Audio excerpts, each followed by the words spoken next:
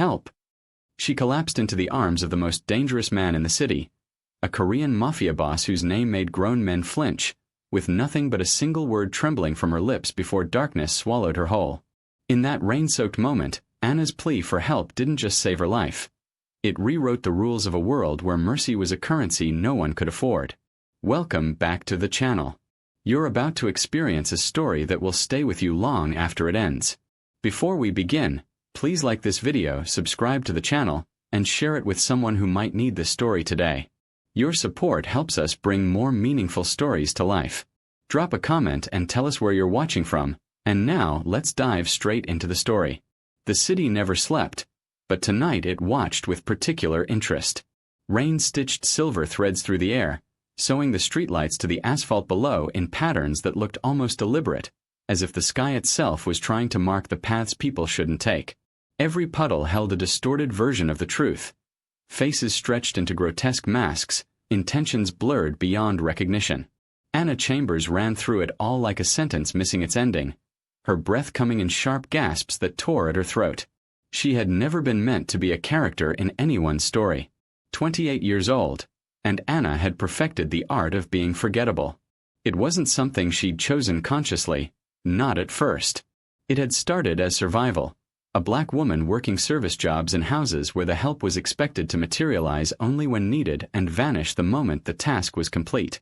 She'd learned to move through rooms like smoke, present but insubstantial, her hands efficient and her eyes carefully averted from things that weren't her business. Anna was a maid. Not the romanticized kind from novels with mysterious pasts and carefully guarded secrets that would eventually prove pivotal to the plot. Just the practical kind who knew which floors creaked at 3 in the morning, which doors closed too softly to trust, and which conversations were absolutely not meant for her ears. She cleaned quietly, smiled when spoken to, a smile that never quite reached her eyes anymore, and mastered the art of invisibility with the dedication of someone who understood that being seen could be dangerous. Invisibility, she had believed with the fervor of someone clinging to the only protection they'd ever known, was a form of armor. It turned out to be tissue paper. The mistake happened at 11:47 p.m., the kind of time where trouble feels comfortable settling in for the duration. She had been emptying trash near Mr. Volkov's study, a room she usually avoided because the air in there always felt thick with unspoken threats, when she heard raised voices. Not the kind of shouting that happens in normal houses during normal arguments. These were voices low and controlled, each word carefully weighted. Dangerous in the way that a gun laid casually on a table is dangerous. Men who didn't argue. Men who negotiated with consequences. Anna paused outside the door, her hand frozen on the trash bag. That was mistake number 1. In her line of work, you kept moving. Movement meant you were busy, focused on your task, not interested in anything beyond the immediate scope of your duties. Standing still meant listening. Listening meant knowing. Knowing meant liability. But the tone in those voices, the careful, measured menace, triggered something in her hindbrain, some ancient warning system that told her the information bleeding through that door was the kind that changed things. Mistake number 2 was understanding what she heard. Tuesday, 3 a.m. The warehouse on Pier 17. That was Volkov, his Russian accent thick around the English consonants. And the councilman? A second voice, younger, uncertain. Will be found Thursday. In pieces scattered enough that identification takes time. By then, the vote will have already happened. Volkov's laugh was dry as autumn leaves. Democracy is so much more efficient when you remove the dissenting voices. Anna's heart hammered against her ribs. Councilman Torres. She'd seen him on the news just yesterday, promising to clean up organized crime in the harbor district, promising to shut down the smuggling operations that everyone knew existed but no one could prove. Apparently, someone was about to make very sure he couldn't keep those promises. The glass cleaner bottle she'd been holding slipped from her suddenly nerveless fingers. It didn't shatter loudly, the thick carpet absorbed most of the impact, but the plastic made a distinctive thump and rattle. Just enough. Enough to announce that the room wasn't as private as its occupants had believed. The silence that followed pressed on her ears like hands clamping down on either side of her head. She could hear her own heartbeat, could hear the rain hitting the windows, could hear the soft rustle of expensive fabric as someone inside the study moved toward the door. Someone said, almost politely, "Who's there?" Anna ran. Her sensible work shoes, black, non-slip, chosen for comfort during long shifts, weren't designed for sprinting, but fear gave her speed she didn't know she possessed. She flew down the servants' staircase, taking steps 2 and 3 at a time, her hand barely touching the railing. Behind her, she heard the study door bang open, heard Volkov's barked command in Russian, heard the thunder of footsteps that sounded like inevitability given form. She burst through the service entrance into the alley, and the rain hit her like a physical blow. Within seconds, her uniform was plastered to her skin, the white collar and black dress that marked her as staff becoming a sodden weight that wanted to drag her down. She ran anyway, her lungs screaming like they were filing formal complaints with management, her shoes slapping against wet concrete in a rhythm that sounded like please, please, please. The city at night, especially in this part of town where the money lived behind gates and the shadows held secrets, was a maze of narrow streets and architectural flourishes that looked beautiful in daylight and became traps after dark. Anna ran without direction, without plan, operating purely on the desperate logic that moving was better than stopping, that distance was salvation, that somehow if she just ran far enough she could outpace what she'd heard. Footsteps followed. Not rushed. Never rushed. That was what made it so terrifying. Men sent to erase mistakes didn't hurry. They didn't need to. They had resources, communication, the kind of certainty that came from working for an organization that treated witnesses the way normal people treated expired milk, disposed of quickly and without sentiment. Anna risked a glance over her shoulder and immediately regretted it. 2 figures, dark coats cutting through the rain, moved with the purposeful grace of people who did this for a living. One was speaking into a phone. The other had his hand inside his jacket, resting on something that definitely wasn't a wallet. Her legs were weakening, rebellion finally winning over obedience, muscles that had carried her through double shifts and years of hard work now refusing orders. She turned a corner she didn't recognize, the street narrowing like a throat about to close. Brownstones rose on either side, their windows dark and indifferent. No one would hear her scream here. No one would care if they did. The rain blurred the city into streaks of color, neon bleeding like a bad conscience. A Korean barbecue restaurant sign flickered in Hangul characters she couldn't read. A nightclub's bass line thumped through closed doors. Somewhere, people were having normal Friday nights, drinking overpriced cocktails and laughing at jokes that weren't funny. Somewhere, life was ordinary. For Anna, ordinary had ended at 11:47 p.m. Her foot caught on something, a curb, a crack in the pavement, the edge of the universe splitting open, and she stumbled. Her body, already operating on the dregs of adrenaline and the bitter fuel of terror, began to fail in earnest. The rain was too heavy. The world was too dark. Her pursuers were too close. That's when she collided with something solid, warm, unmoving, real in a way that the past 15 minutes of nightmare running hadn't been. The impact knocked the breath from her chest.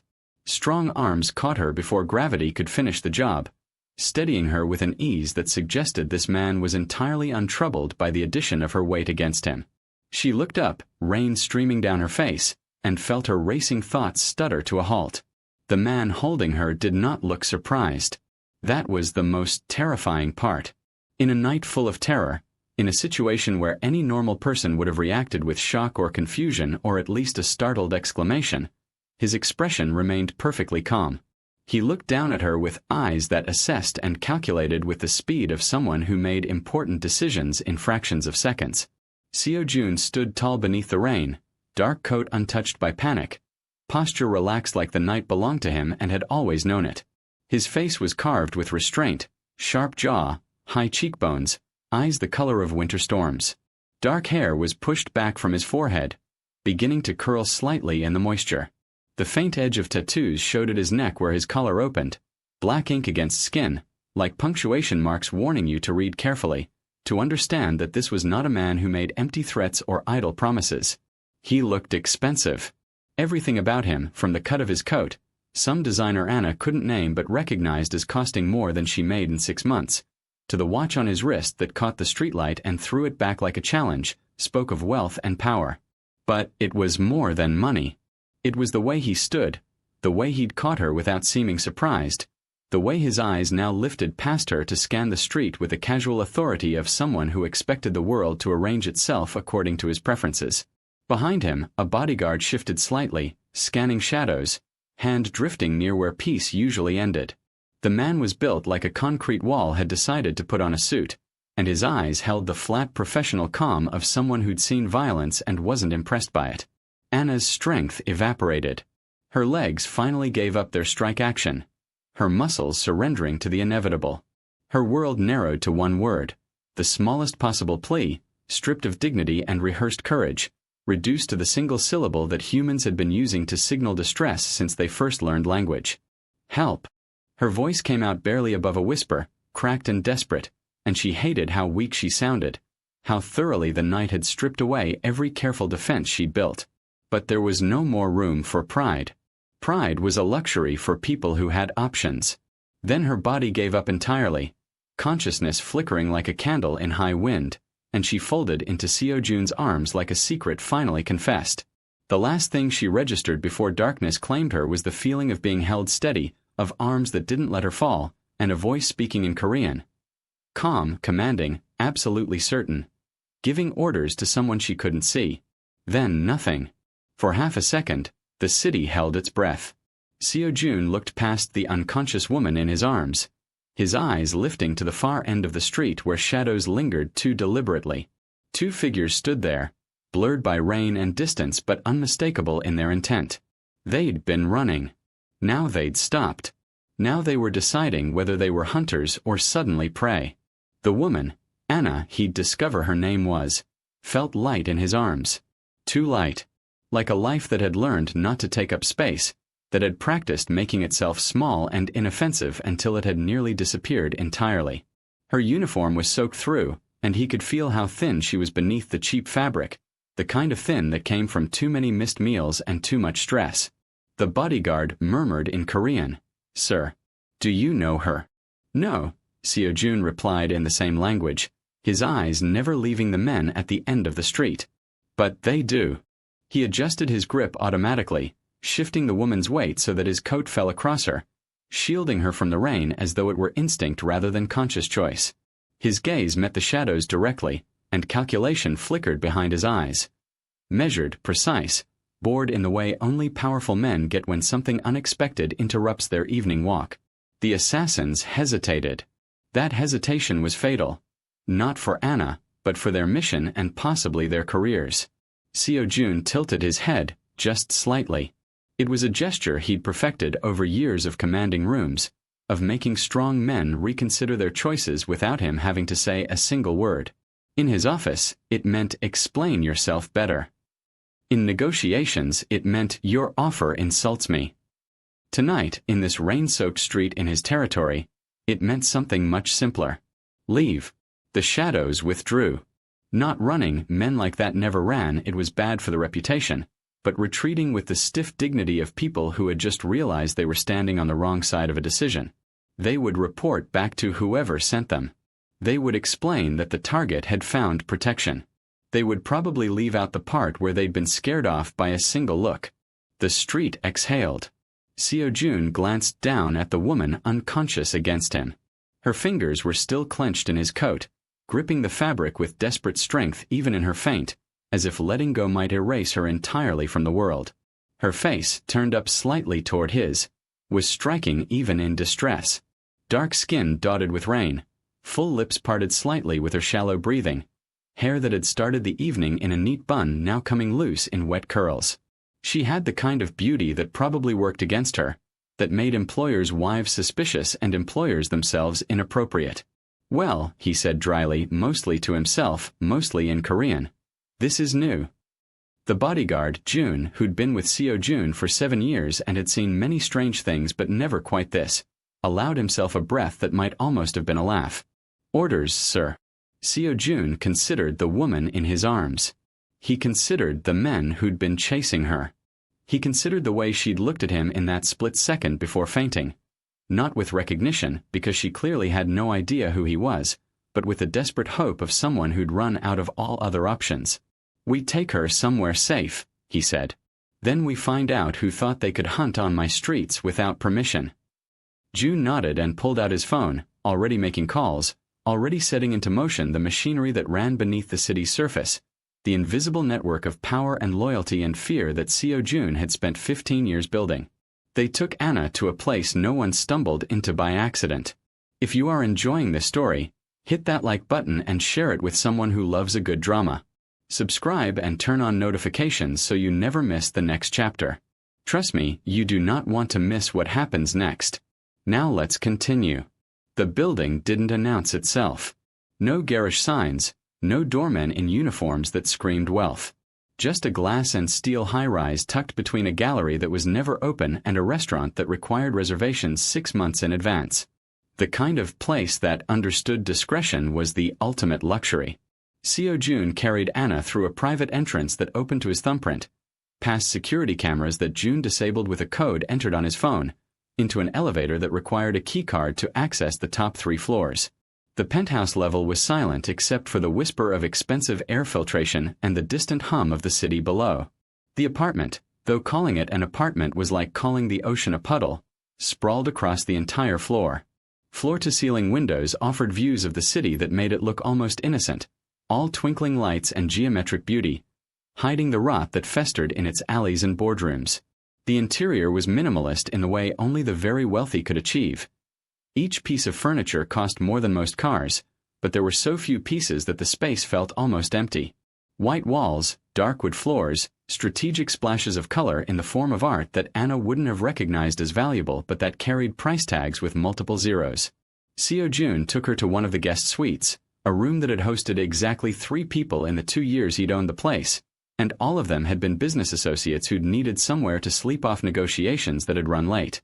He laid her on the bed carefully, her wet uniform immediately soaking into sheets that probably cost more than her monthly rent. "Get Dr. Kim," he told June, who was already pulling out his phone again, "and find out who she is. Everything." June nodded and stepped out, speaking rapidly in Korean to someone on the other end of the line.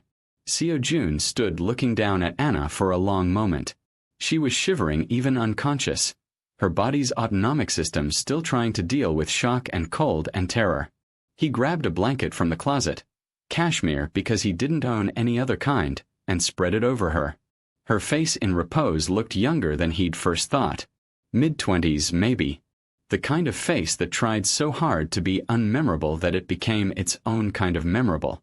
He could see the careful practice in it, the way some people learned to minimize themselves.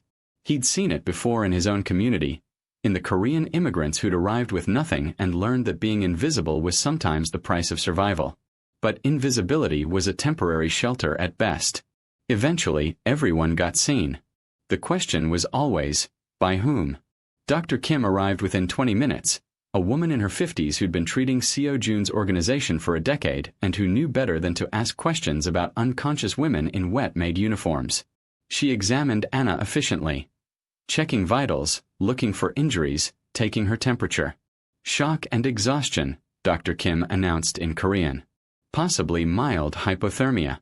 No signs of assault or injury beyond some bruising on her knees. Looks like she fell while running. She'll sleep for a while. Her body's shutting down to recover." How long? Hours.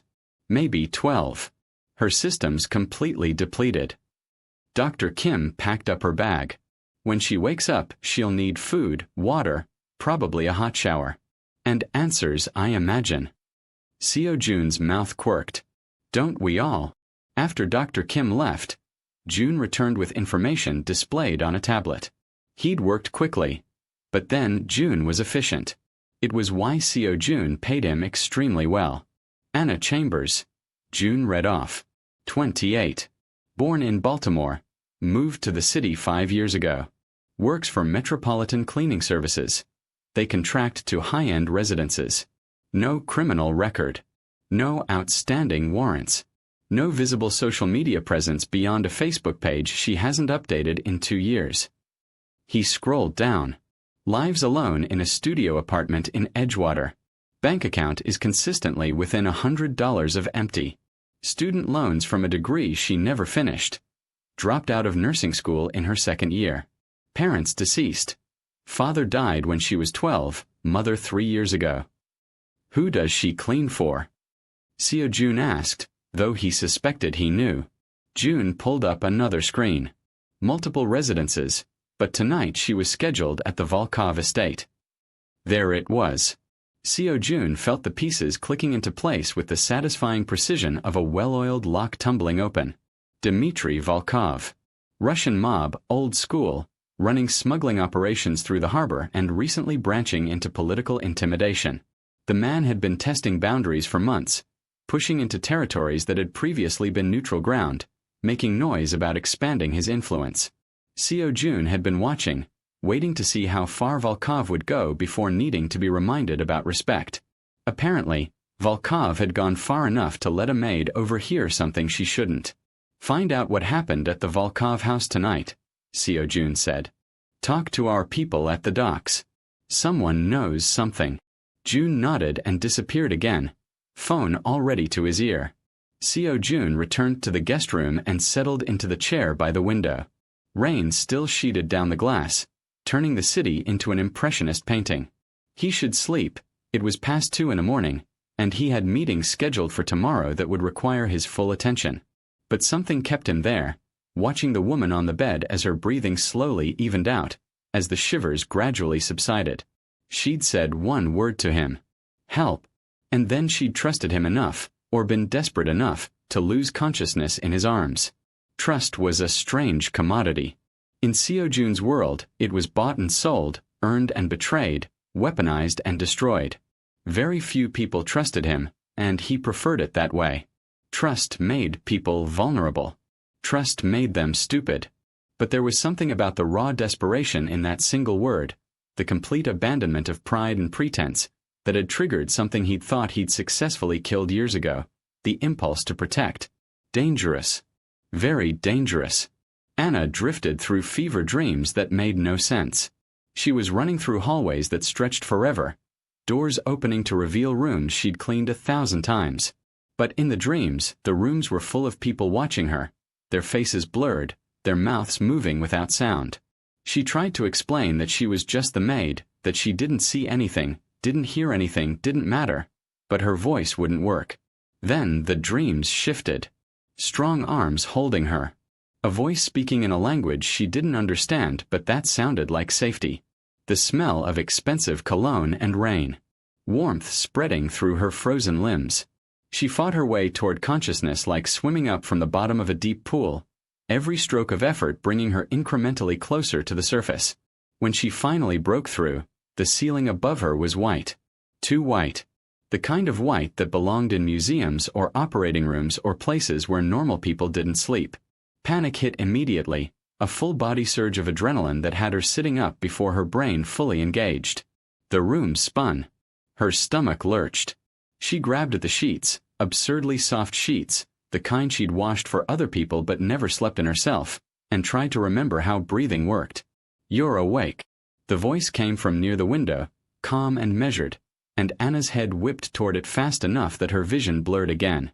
The man from the rain sat in a chair that looked like a piece of modern sculpture, one leg crossed over the other, perfectly relaxed.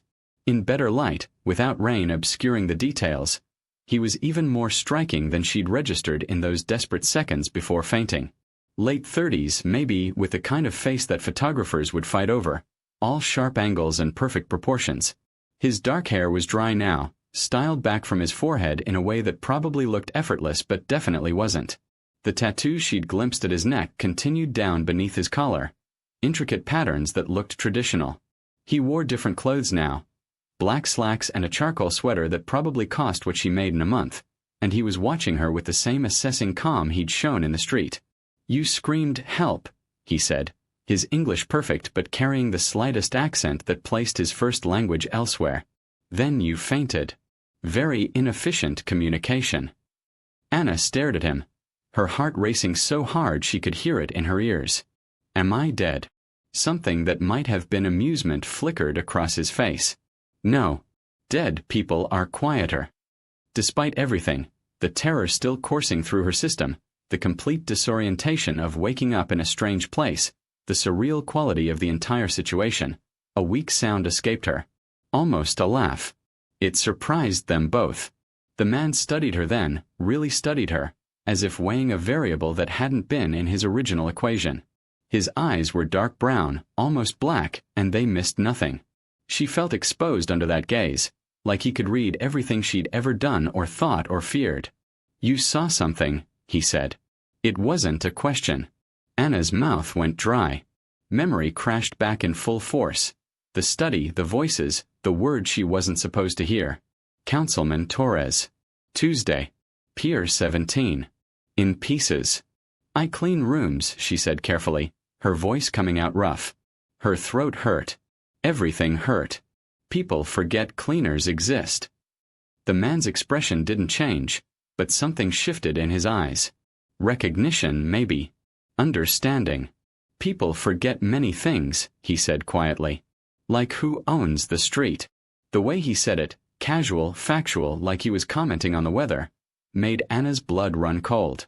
This man wasn't a good Samaritan who'd stumbled across someone in trouble. This man was someone. Someone important. Someone dangerous. She looked around the room properly for the first time. The furniture was expensive. The art on the walls was the kind that belonged in galleries. Through the doorway, she could see a slice of the main living area. More white walls, more space, more money than she'd ever seen concentrated in one place. "Where am I?" she asked. "Somewhere safe." He paused. "For now." The last two words hung in the air like a threat. "Who are you?" Anna tried to keep her voice steady. "My name is Seo Jun." He said it like she should recognize it, and when her face remained blank, something that might have been approval crossed his features. "You really don't know, do you?" "Should I?" "Most people in this city do." He stood, and Anna was struck again by how he moved. No wasted motion, every gesture economical and precise. He walked to a small table against the wall and poured water from a crystal pitcher into a matching glass. When he brought it to her, she hesitated. "It's not poisoned," he said dryly. "If I wanted you dead, there are easier methods than poisoning someone I just rescued." Fair point. Anna took the glass and drank, not realizing how desperately thirsty she was until the water hit her throat. She drained it in seconds. Seo Jun watched her, then refilled the glass without being asked. "Thank you," she said quietly, wrapping both hands around the glass like it could anchor her to reality. "For helping me." "For." She gestured vaguely at the room, at herself, at the impossible fact that she was alive and safe, relatively speaking, instead of dead in an alley. "You're welcome." He returned to his chair. "Now tell me what you heard." Anna's hands tightened on the glass. In that moment, she understood something with perfect, terrifying clarity. Telling the truth could get her killed. Lying would definitely get her killed.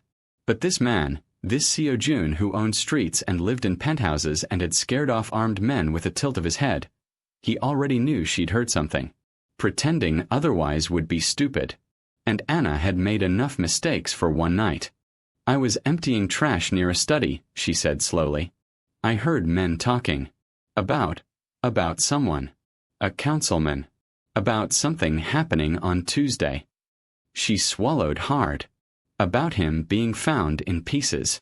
Seo Jun's expression didn't change, but she saw his fingers tap once against the arm of his chair. Acknowledgement.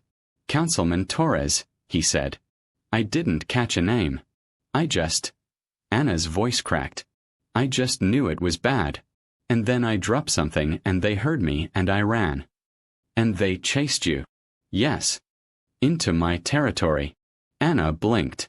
"Your territory," Seo Jun repeated patiently, like he was explaining something obvious to a slow student. "This city is divided. Neighborhoods, districts, streets, they all belong to someone. The block where I found you, that's mine. Has been for 6 years. Understanding dawned, cold and terrible. Your Korean mob," he supplied helpfully. "The technical term is organized crime, but mob is more efficient." That almost smile again. "See, I appreciate efficient communication." Anna should have been more scared. Should have been terrified, actually. waking up to discover she'd been rescued by one criminal from other criminals. But she was too exhausted for fresh fear, and besides, the math was simple. She was still breathing. That counted for something. "So what happens now?" she asked. Seo-jun leaned back in his chair, steepling his fingers in a gesture that looked like something from a movie about chess grandmasters. "Now we have an interesting situation. You overheard Dmitry Volkov, Russian mob, harbor operations, recently ambitious, planning to murder a city councilman. Volkov sent people to silence you. Those people chased you onto my street, where you quite literally threw yourself on my mercy." He paused, letting her absorb this. "Volkov operating in my territory without permission is an insult. Volkov sending hunters into my territory is a declaration. You, Ms. Chambers, are now evidence of Volkov's disrespect. And evidence in my world is either buried." Another pause. "Or protected." Anna's heart hammered. "Which one am I?" Seo-jun looked at her for a long moment, his expression unreadable. "I haven't decided yet," he said finally. "But I'm leaning toward option 2. "Why?" "Because," he said, and now there was definitely amusement in his eyes, "you faint under pressure. That's not a useful trait in a witness one needs to silence. It's almost endearing." Despite everything, Anna felt her mouth twitch. "I'm a terrible secret keeper," she admitted. "I panic. I make bad decisions. You made one good decision tonight." "What's that?" "You asked me for help instead of someone else." Seo-jun stood. "Rest. Sleep more if you can. We'll talk again when you're stronger." He moved toward the door, then paused. "And Ms. Chambers? Don't try to leave. You wouldn't make it past the lobby, and more importantly, you have nowhere safe to go. Volkov knows where you live." The door closed behind him with a soft click that somehow sounded like a prison cell locking. Anna sat in the expensive bed, in the expensive room, wrapped in expensive sheets, and tried to understand how her life had pivoted so completely in the space of a few hours. She'd gone to work. She'd overheard something. She'd run. And now she was under the protection, or captivity, the line was blurry, of a Korean mob boss who appreciated efficient communication and had almost smiled at her twice. Outside the windows, dawn was breaking over the city, painting the sky in shades of pink and gold that made everything look hopeful and new. Anna knew better. The light was the same light that had shone yesterday. The city was the same city. The only thing that had changed was her, and the moment she'd said that single word to a dangerous man in the rain. Help. It had saved her life. She wasn't sure yet what it had cost. Don't blink. Subscribe, comment your country. Then watch what happens next. You're not ready. Anna didn't sleep again. How could she? Her mind raced through everything that had happened, replaying the night's events in an endless loop that felt surreal in the morning light. She sat on the bed for what might have been hours or might have been minutes. Time had lost its usual structure, until finally her body's needs overrode her paralysis. She needed a bathroom. She needed to see her face, to confirm she was still real. The ensuite bathroom was, predictably, ridiculous. All marble and chrome, with a shower that had more settings than her car. Her former car, the one that had died 2 years ago and that she'd never been able to afford to replace.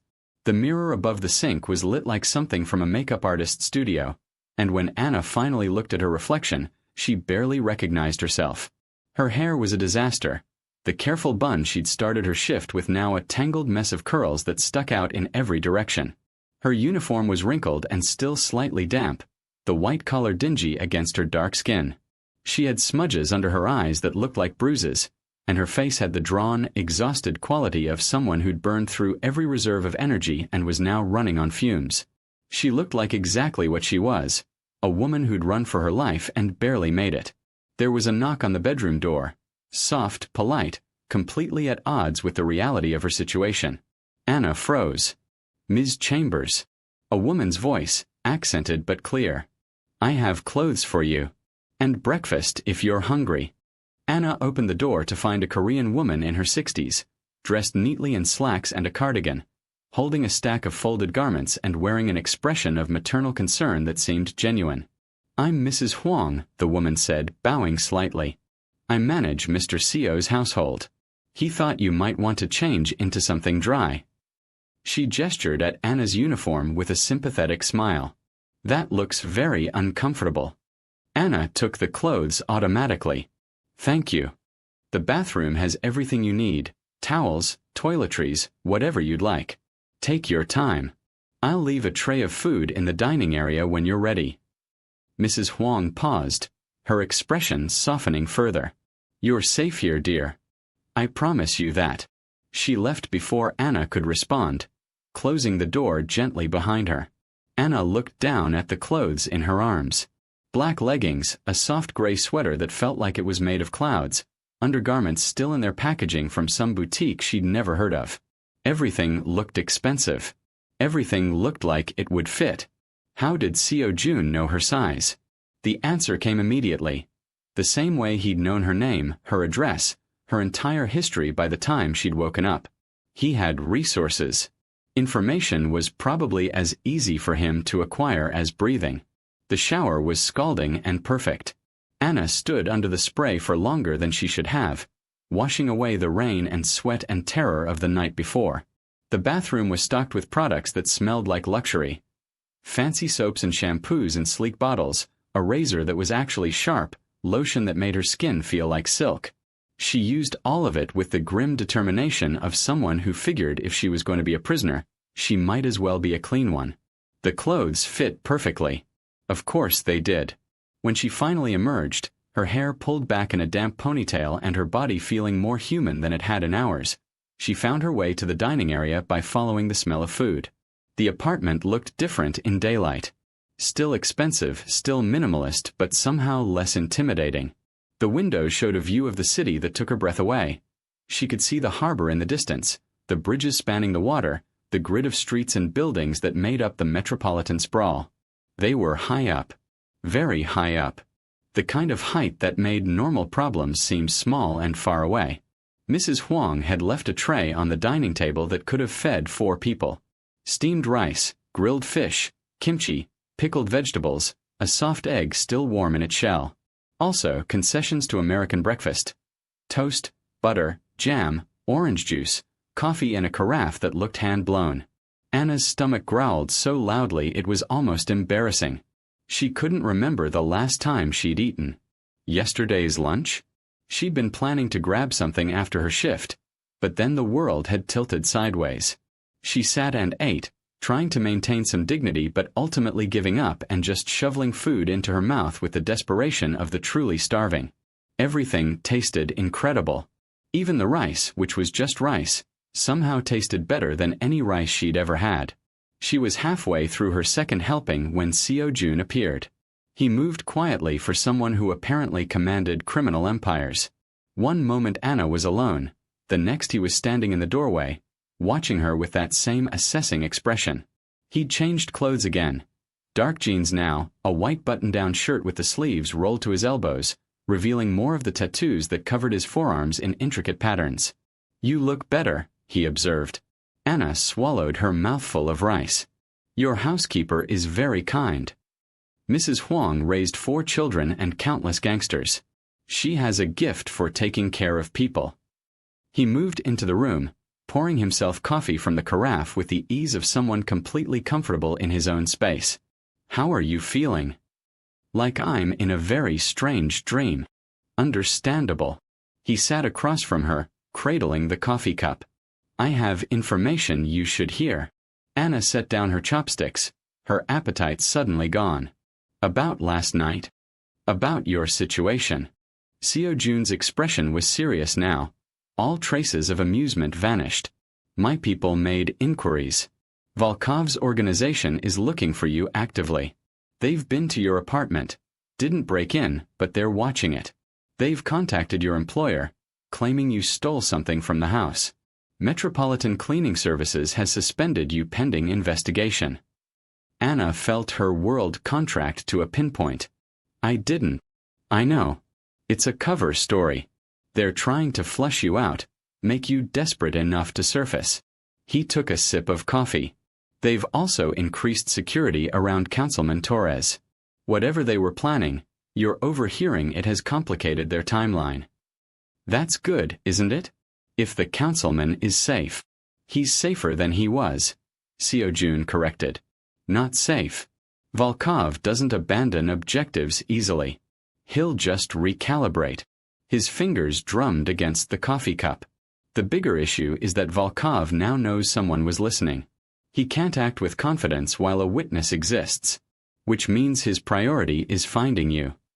Anna's hands were shaking. She pressed them flat against the table. So what do I do? Go to the police. And tell them what? That you overheard something that sounds like a movie plot? That Russian mobsters are after you but you have no proof of anything. Seo-jun shook his head. Even if they believed you, and that's optimistic, protective custody is a joke. Volkov has people inside the police department. You'd be dead within 48 hours, and it would look like suicide or an accident. So I'm just supposed to hide forever? No. Seo-jun set down his coffee cup with a soft click. You're supposed to let me handle this. Anna stared at him. Why would you do that? You don't know me. I'm nobody. You're somebody who Volkov wants dead. That makes you useful to me. His expression was perfectly calm, perfectly honest. Volkov has been expanding aggressively for months. He's been testing boundaries, pushing into neutral territories, acting like the rules don't apply to him. I've been patient because direct conflict is expensive and messy. But this, sending hunters into my streets, threatening someone under my protection, this gives me justification. I'm not under your protection, Anna said. I just ran into you. You asked me for help. I gave it. In my world, that creates obligation. Seo-jun leaned forward slightly. You're under my protection now whether you want to be or not. The question is what we do with that. What do you want from me? Honestly, I haven't decided yet. He smiled, and it wasn't a comforting expression. But I think you and I can help each other. You need safety. I need leverage against Volkov. You're living evidence of his sloppiness, his disrespect. As long as you're alive and under my protection, he looks weak. Anna felt dizzy. You want to use me as, what? A bargaining chip. A statement. Seo-jun's voice was matter-of-fact. In my line of work, perception matters. Right now, people will hear that Volkov let a witness escape, that she ran to me for help, that I protected her. It makes Volkov look incompetent. It makes me look strong. That has value. And when the value runs out... Anna couldn't keep the bitterness from her voice. What happens to me then? Something flickered across Seo-jun's face. Too quick to identify, but it might have been respect. That's a fair question. The honest answer is I don't know. But I can promise you this. As long as you're useful to me, you're safe. And I have every intention of making you useful for a very long time. It wasn't comforting. It wasn't kind. But it was honest, and Anna found herself respecting that more than any false promises would have earned. I don't have a choice, do I? She said quietly. You always have choices. They're just all terrible right now. Seo-jun stood, draining the last of his coffee. You can stay here, where you're protected but essentially captive. You can try to run, where you'll likely be dead within a week. Or you can work with me, help me use your situation to put pressure on Volkov, and maybe, come out of this alive and free on the other side. Some choice. Welcome to my world, Ms. Chambers. Nothing's ever simple, and fairness is a fairy tale people tell themselves to feel better. He moved toward the door, then paused. For what it's worth, I don't want you dead. You're more interesting alive. That might be the nicest thing anyone said to me in years, Anna said, and she was only half joking.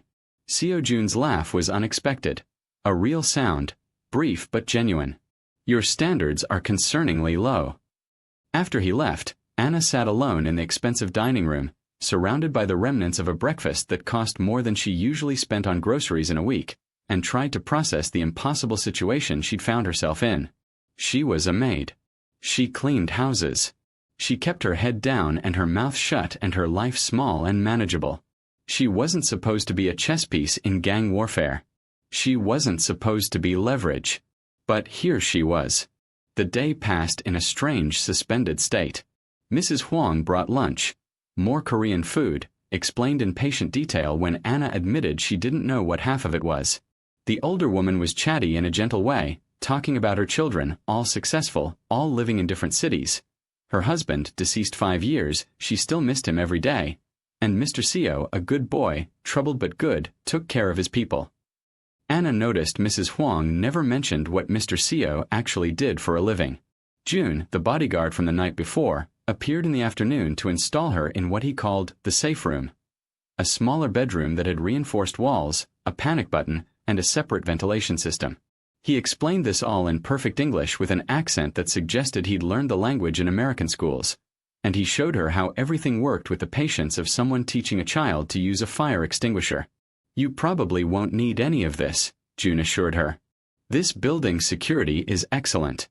But Mr. Seo believes in contingencies." "Does this happen often?" Anna asked. "Taking in random people who need protection?" June's expression didn't change. "You're the first maid. We've had a few businessmen, one journalist, an accountant who knew too much. Usually they stay a few days, we work out arrangements, everyone moves on." "Did they all survive?" "Most of them." June said it like he was commenting on the weather.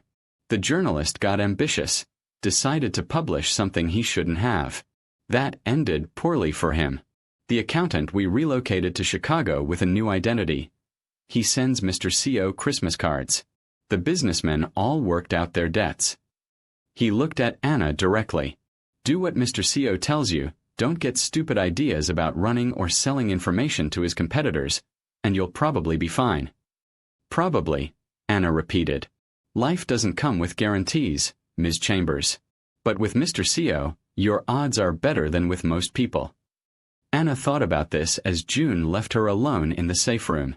She explored its confines: a bed, a chair, a small attached bathroom, a television mounted on the wall, a bookshelf full of books in both English and Korean.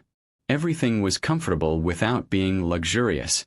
A practical space for keeping people comfortable while keeping them contained. She tried the door. Unlocked. That was something, at least. She wasn't a prisoner in the most literal sense. Just in every other sense. Evening came, and with it, a knock on her door. Anna had been trying to read a mystery novel from the shelf, something about a detective in Stockholm, but her mind kept drifting. She couldn't focus. Everything felt unreal. "Come in," she called. Seo Jun entered carrying a laptop. He'd changed again, seemed like he did that a lot, and now wore a black t-shirt and jeans that made him look younger, less formal. Almost normal, if you ignored the visible tattoos, and the way he moved like violence was always an option. "We need to talk about your leverage," he said, setting the laptop on the small desk. "And what you're willing to do." Anna stood from the bed. "What do you mean?" "I mean that right now your value is theoretical. You're a witness to Volkov's planning, but you can't prove anything. It's your word against his, and your word is worthless. No offense." "None taken," Anna said dryly. "But," Seo Jun continued, opening the laptop, "if we could get evidence, actual recordings, documents, something concrete, then you become much more valuable. Not just to me, but to federal prosecutors, to rival organizations, to anyone who wants leverage against Volkov." Anna's stomach dropped. "You want me to go back? Not back to his house. That would be suicide." Seo Jun pulled up something on the laptop. Blueprints, she realized, of a building she didn't recognize. But Volkov's operation runs through several locations. One of them is a shipping office at the harbor. Low security because it's supposed to look legitimate. My sources say they keep records there. Financial documentation, shipping manifests, communications. If we could access those records, you'd have everything you need to destroy him. Or at least hurt him badly enough that he'd reconsider his expansion plans. Seo Jun looked at her directly. "I'm not going to lie to you and say this is safe. It's not. But my people can get you in and out. You'd be useful because you're nobody. You worked as a maid, you know how to be invisible, you know how to move through spaces without being noticed. You're the opposite of what security expects. Anna's heart was pounding. And if I say no, then you stay here, comfortable and protected, until I decide what else to do with you. Seo Jun's expression was unreadable. But you should know that if you help me with this, if you get me what I need, I'll make sure you're set up somewhere new. New identity, new city, enough money to start over properly. You'd be free. The word hung in the air between them. Free. Anna thought about her tiny apartment that wasn't even safe to return to. Her suspended job. Her empty bank account. Her life that had been small and careful and still hadn't protected her when it mattered. She thought about Councilman Torres, who was trying to do the right thing and was going to be murdered for it unless someone stopped the people planning his death. She thought about what Mrs. Huang had said. Mr. Seo takes care of his people. If I do this, Anna said slowly, if I help you, you promise you'll actually follow through? New identity, new city, money to start over. I promise. Seo Jun said it simply, without dramatic flourish. Somehow that made it more believable. I keep my word, Ms. Chambers. It's one of the few luxuries I can still afford. Anna looked at him. This dangerous man who'd caught her when she fell, who'd given her safety when she had nowhere else to go, who was now offering her a chance to be more than a victim. She didn't trust him. She'd be stupid to trust him. But she believed him, and maybe that was enough. Okay, she said. Tell me what I need to do. Seo Jun smiled, and this time it reached his eyes. Welcome to the game, Ms. Chambers. Try not to faint during the important parts. Despite everything, the fear, the uncertainty, the absolute insanity of what she was agreeing to, Anna laughed. It felt good. Do you know what else feels good? Your support to the channel. Subscribe and turn on the notification button so you don't miss a story. The planning took 3 days. 3 days of Anna learning things she'd never imagined needing to know. The layout of Volkov's shipping office, the rotation schedule of his security personnel, the blind spots in his camera system, the exact timing of when the cleaning crew came through. 3 days of memorizing floor plans and exit routes, of practicing how to move with confidence like she belonged there, of learning to use the tiny camera equipment that June explained with the enthusiasm of someone showing off a favorite toy. It's standard spy tech, June said, demonstrating how the button-sized camera worked. Point, click, it takes high-resolution photos automatically. Storage for about 500 images. Completely silent. Looks exactly like a button. You could go through a metal detector and no one would blink. Anna held the tiny device between her fingers, marveling at how something so small could be so important. And I just take pictures of documents. Everything you can find. Financial records are the priority, but anything with Volkov's signature, anything that shows money movement, shipping schedules, names of contacts, all of it matters. June showed her how to attach it to the cleaning smock they'd acquired. You'll go in as part of the regular cleaning crew. We've already handled that part. One of their regular employees called in sick. We provided a replacement. That's you. What if they recognize me? What if someone from Volkov's house? Won't happen, Seo Jun said from the doorway. He'd been in and out constantly over the past 3 days, appearing to check on her progress, to add details to the plan, to watch her practice with an intensity that made her nervous. The house staff and the office staff don't overlap. Different departments, different management. You cleaned Volkov's personal residence. This is his legitimate business front. The people there don't know you exist. Probably don't know I exist, Anna corrected. High probability is the best we get in this line of work. Seo Jun moved into the room, his presence somehow making the space feel smaller. He did that, filled rooms with his energy, his certainty. But if something feels wrong, if you get scared, you abort. June will be nearby. He can extract you in under 2 minutes. Anna nodded, trying to absorb everything. The plan sounded simple when they explained it. Go in with the cleaning crew, clean the offices like she'd done 1,000 times before, use the camera to photograph anything interesting, leave with the cleaning crew. In and out in 2 hours. Easy. Except nothing about this was easy. Why are you doing this? she asked Seo Jun during one of their planning sessions. I mean, I know you said it's about leverage and respect and all that, but you're risking a lot.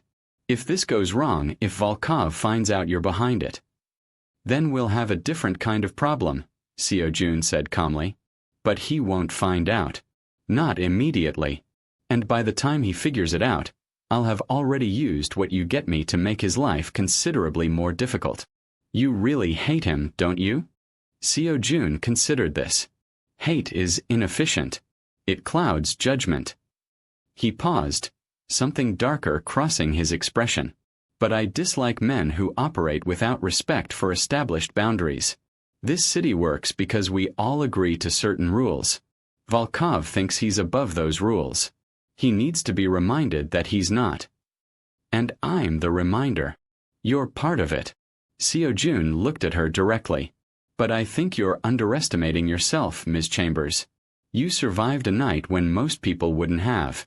You're here, asking questions, preparing to walk into danger again because you understand it's the best option available. That takes courage. Anna laughed. Bitter. Or stupidity. Sometimes they look the same from certain angles. He almost smiled. But I don't think you're stupid. Unlucky, maybe. Wrong place, wrong time. But not stupid. It was, Anna reflected later, probably the nicest thing anyone had said to her in months. Her life before all this had been so small. Work, home, sleep, repeat. No friends really. Just acquaintances from jobs who never quite became anything more. No family since her mother died. No one who would have described her as courageous. But here was this dangerous man, this criminal who commanded loyalty and inspired fear, telling her she was brave. She wanted to believe him. The night before the operation, Anna couldn't sleep.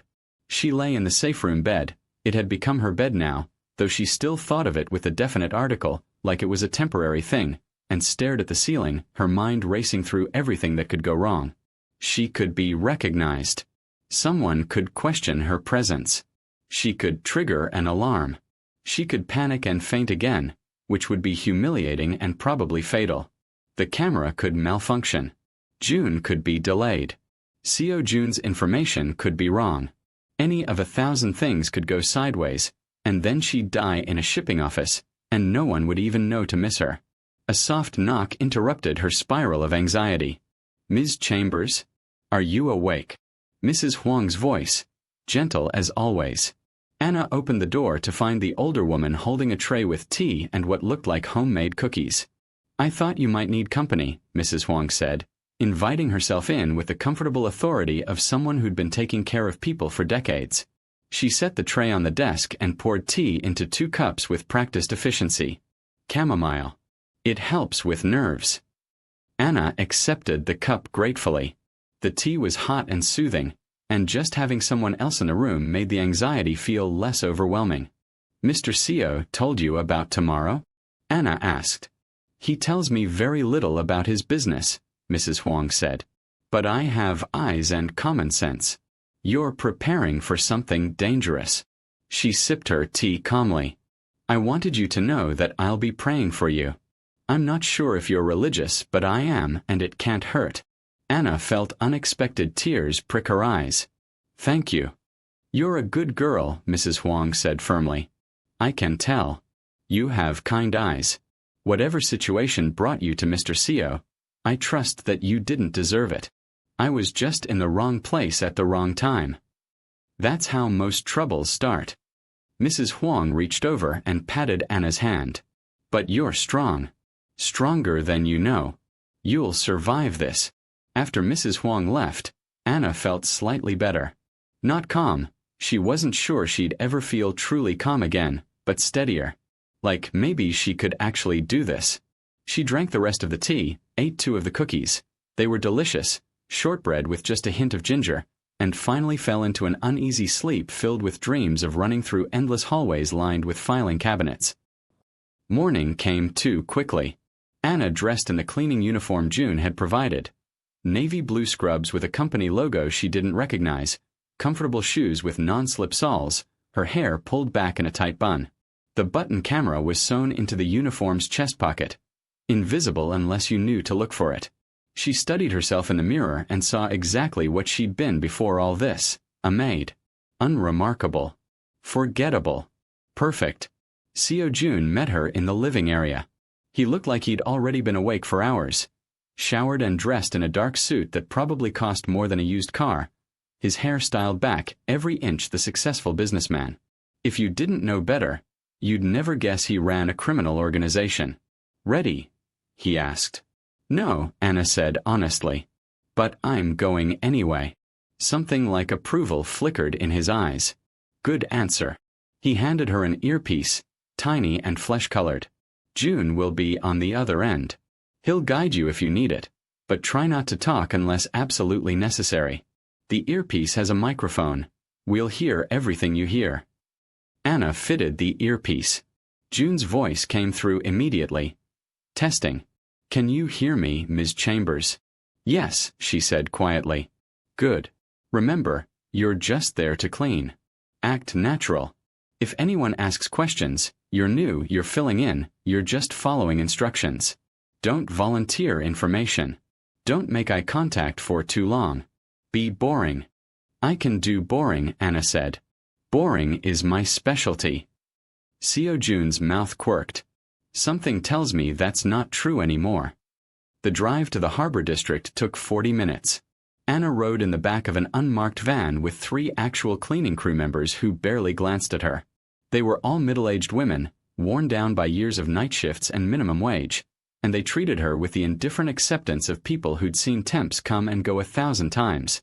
The shipping office was a squat concrete building near Pier 17. The same pier Volkov's men had mentioned that night in the study. The irony wasn't lost on Anna. She was literally returning to the scene of the planned crime.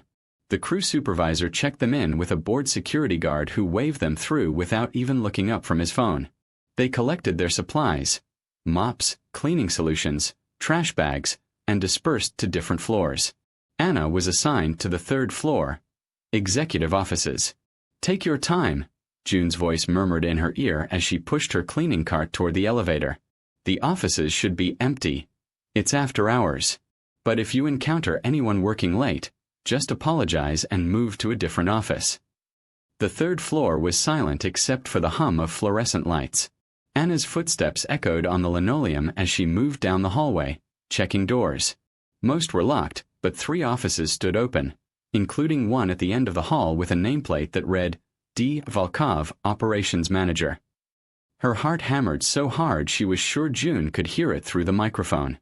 "I found his office," she whispered. "Perfect," June said. "Take your time. Photograph everything."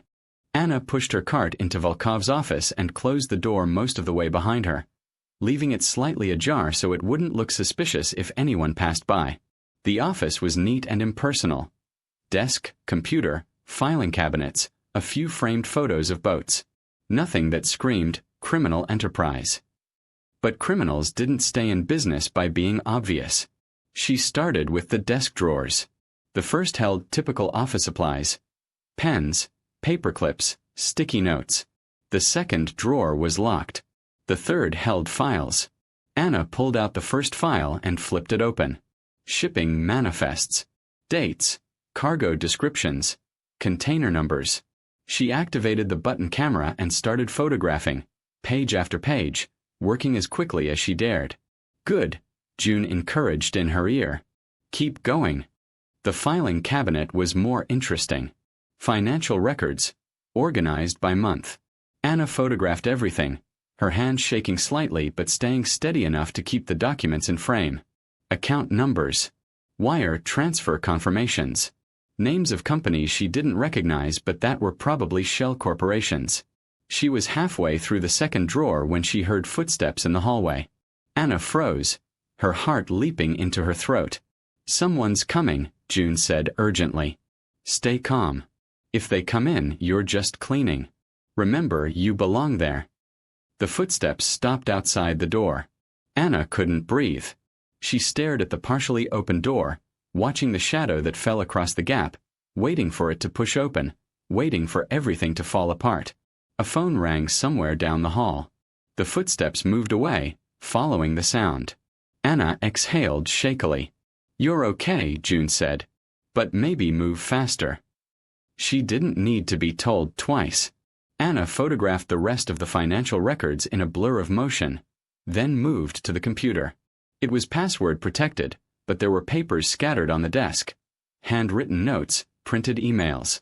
She photographed all of it, not taking time to read, just trusting that CO June's people could sort through it later.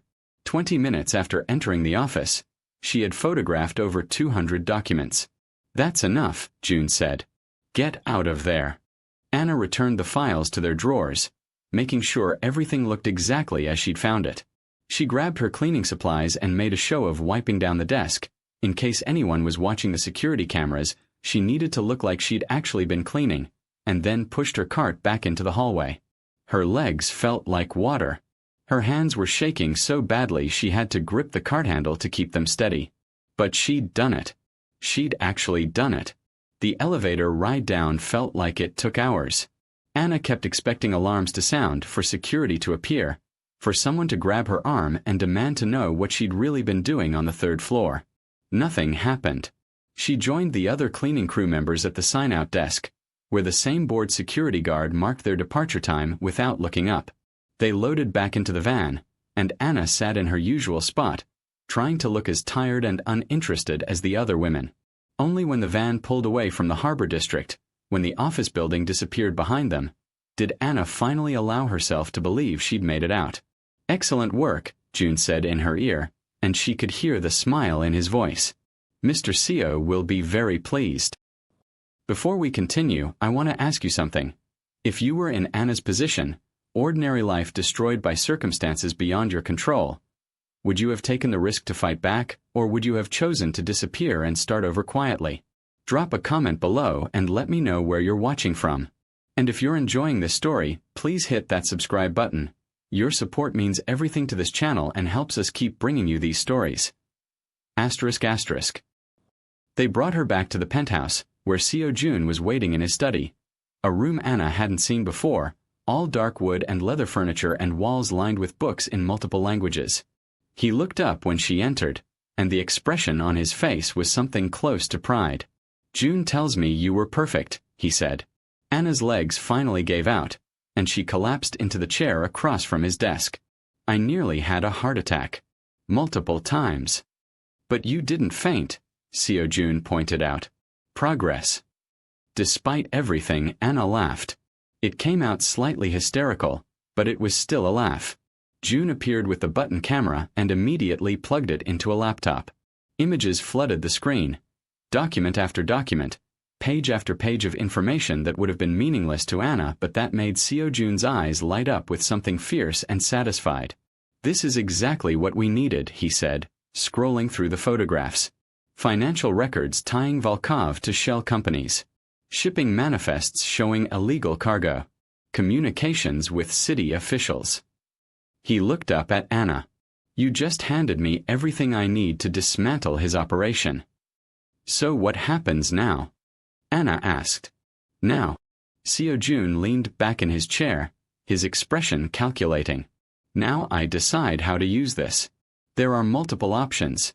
Turn it over to federal investigators, leak it to the press, use it as leverage in private negotiations with Volkov. Each option has different outcomes. Which one keeps Councilman Torres alive?" CO June studied her for a long moment. "Why does that matter to you?" "Because he's trying to do the right thing," Anna said. "And he was going to die for it.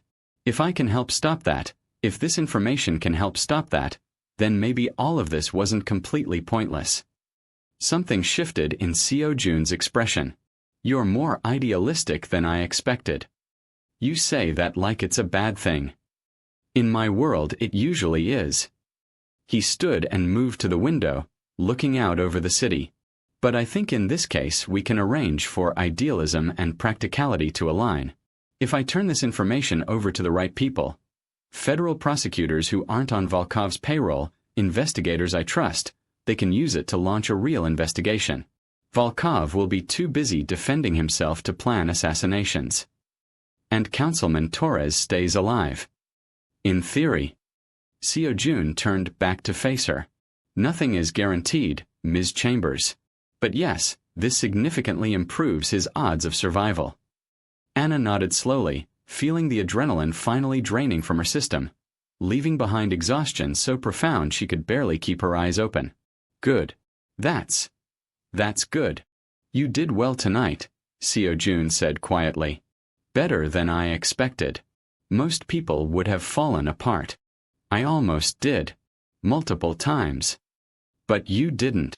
He moved back to his desk and opened a drawer, pulling out an envelope. This is yours. First payment. Anna took the envelope, surprised by its weight. She opened it and stared at the stack of bills inside. More cash than she'd ever held at once in her life. What?